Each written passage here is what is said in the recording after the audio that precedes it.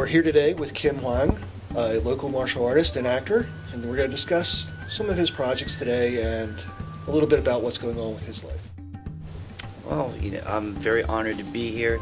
Well, first off, let me shake your hand. Thank you very much for your time. Thank you. I appreciate it, and let's go ahead and answer some questions that you may want answered, and maybe the world would like to know. Absolutely. Let's get on. Excellent, excellent.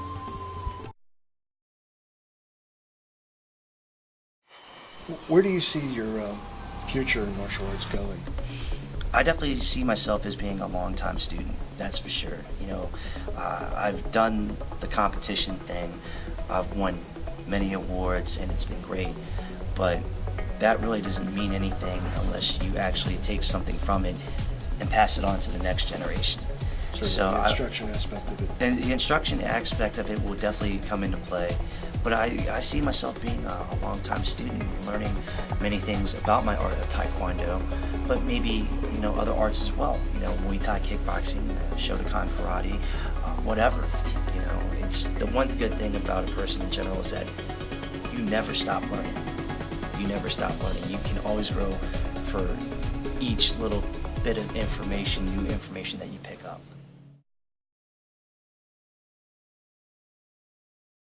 Was it the martial arts that got you interested in filmmaking and acting? No, that was a different thing. That was a different thing. When I was young, growing up as a young kid in the adolescence, we always watched TV. That was the thing that we always loved to do. And what really did it for me was the TV show Family Ties. And I remember Michael J. Fox playing Alex P. Keaton, and I loved his role.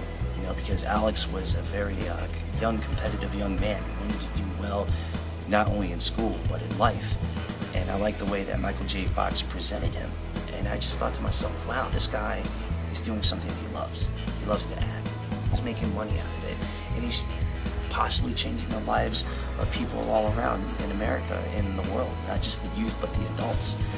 And I just thought to myself, if that man can do something so great in that and make money out of it, and he's enjoying something that he loves to do, that's what I want to do as well.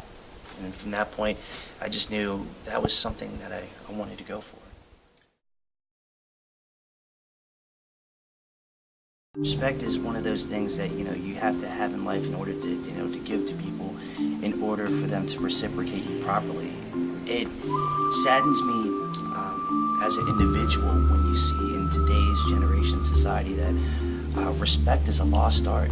I remember, years ago, when I was young, I would just, for no reason, and I actually thank a lot of people now for the understanding. I would help random people out. I would help, when something was too heavy for one of my neighbors, I would just randomly come over there and, offer my help. I'll actually offer, my chair to, other people that didn't have it so that they could go ahead and sit down because I knew I was younger and I had more energy. I actually went out of my way sometimes to help other people out with certain things that they wanted, accomplished. And I just would treat them like human beings. I wouldn't think of them as second-class citizens or if they were just like, my personal friends from my generation. And that's just something that's just lost. And with, in general, not only just in martial arts, but in life, respect is something that, one, it's earned, and two, try to give it at all costs, because that way you can live yourself, to be yourself as a great human being overall.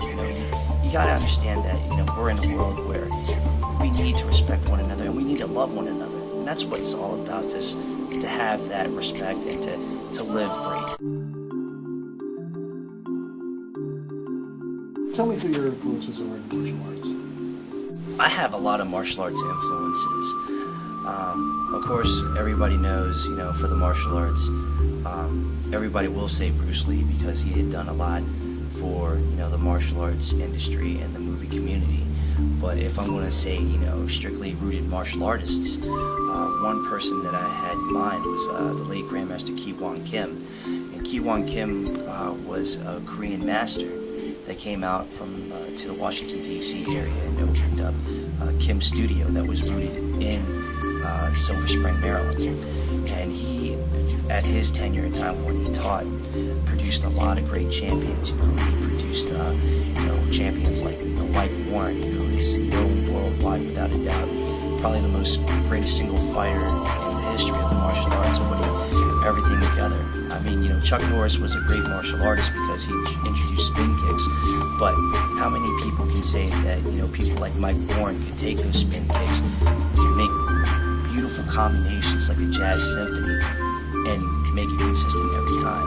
He produced champions like, Albert Cheeks, Mitchell Bobrow, Jim Roberts, and so forth. And he is a man that really was respected in the community. In 1970, Black Belt Magazine Hall of Fame, he was the karate teacher of the year. And then when he passed away in 1999, they actually gave him an honorary award for his services in the martial arts. Other people that I look up to would also be Mike Warren, because I've actually met him, and he's a great guy, a great, well-spoken person, very intelligent, and a fellow student of his who's also my master instructor, Amos Johnson Jr.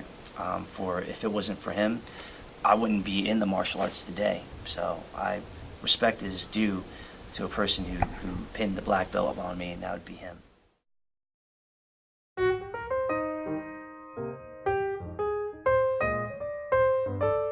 First real experience was actually for Walt Disney's First Kid, and it's funny because I just kind of fell into it. One day we're in a mall in Northern Virginia, and I'm hanging out with my cousin for the day, and we see that there's a lot of things going on in the mall. There's a lot of cameras and so forth. So we didn't really know what was going on. Then the guy catches up to us and he says, "Hey, saw you guys were walking in the mall. I'm actually with Walt Disney. I'm a casting director. We need extras for the day." And I just thought, oh wow, this is kind of cool. I never knew what it was like to be in a movie. So after talking to my cousin about it, we both agreed. We had a waiver that we had to sign. And of course, we had to have our parents to sign it, because at the time we were not 18. And you have to have like a parental consensual signature in order for you to participate in such projects. And for 2 days, we're filming in the mall, just walking around, and it was great. We just thought, wow, this was really cool. This is something that we can do, and we didn't really have to.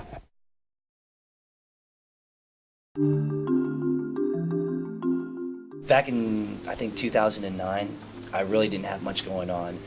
I probably just quit my job working in retail, and for the longest time I didn't know what I wanted to do. And then my friend, my best friend, Amos Johnson III, actually said, "You know what, you should go back into acting, because that was something that you were passionate about before. You did it throughout school, a little bit of college. I've seen you in plays. Just go for it. What worse can you do?" And I see an ad on Craigslist on the internet, and it said, "You need to have extras for an indie movie being shot in the Baltimore area." I emailed that ad back and I said, "Okay, I'm interested. Meet us over here at this time in Columbia, Maryland." And that movie actually was Roulette. That was a movie that was filmed with, by Eric Christopher Myers, which coincidentally, years later, in 2011, won 3 WMIFF awards. One for the Best Director in the DMV with Eric Christopher Myers, Best Actor in the DMV in Will Hazza, and then Best Actress in the DMV, Ali Lukowski. And I just remember that day filming. It was great, because I was working with a lot of people that I didn't know, that I would meet later on. And very talented people. And very talented people, yeah. It was like Ali and Eric are both outstanding people. Outstanding, and along with other people like. This was a piece that was done by my friend Davey Suicide when I first was really getting into the tattoo as a hobby. And we actually discussed about how I'm so proud of my Asian heritage that we decided to get a few things that represent Asian artistry and ties, and kind of link them together.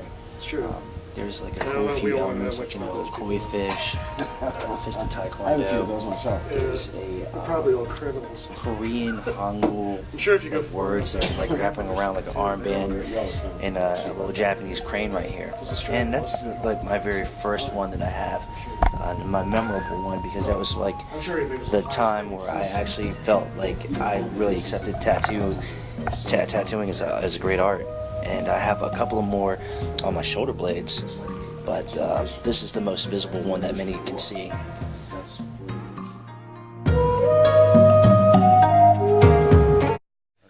Thanks for your time, buddy. Thank you very I much. wish you a lot of success. Thank you, sir.